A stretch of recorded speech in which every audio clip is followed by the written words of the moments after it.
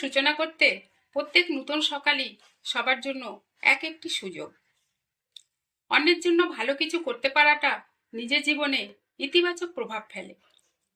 অর্থহীন সহস্র বাক্য অপেক্ষা একটিমাত্র সার্থক বাক্য যা শুনে লোকে শান্তি লাভ করে তাই শ্রেয়। সুখ কখনো আবিষ্কার করা যায় না, এটি সবসময় নিজের কাছে আছে এবং থাকবে, কেবল দেখার যোগ্যতা অর্জন করতে হবে। রেগে যাওয়া মানে নিজেকেই শাস্তি দেওয়া। রাগের বশে হাজারো শব্দকে খারাপভাবে বলার থেকে ভালো মৌনতা।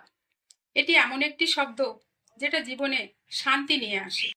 ধৈর্য হলো গুরুত্বপূর্ণ জিনিস।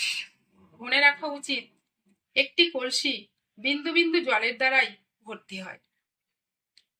যে কোনো অবস্থাতেই এই তিনটি জিনিসকে লুকানো সম্ভব নয়। সেটা হলো সূর্য, চন্দ্র এবং সত্য। অন্যকে কখনো নিয়ন্ত্রণের চেষ্টা করতে নেই, নিয়ন্ত্রণ কেবল নিজেকেই করতে হয়। বাস্তব জীবনের সবচেয়ে বড় বিফলতা হলো আমাদের অসত্যবাদী হয়ে বেঁচে থাকা।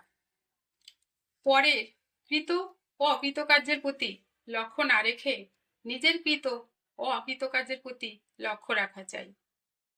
ভুলকে বারবার স্মরণ করা মানে মনের মধ্যে বড় বোঝা পুষে রাখা।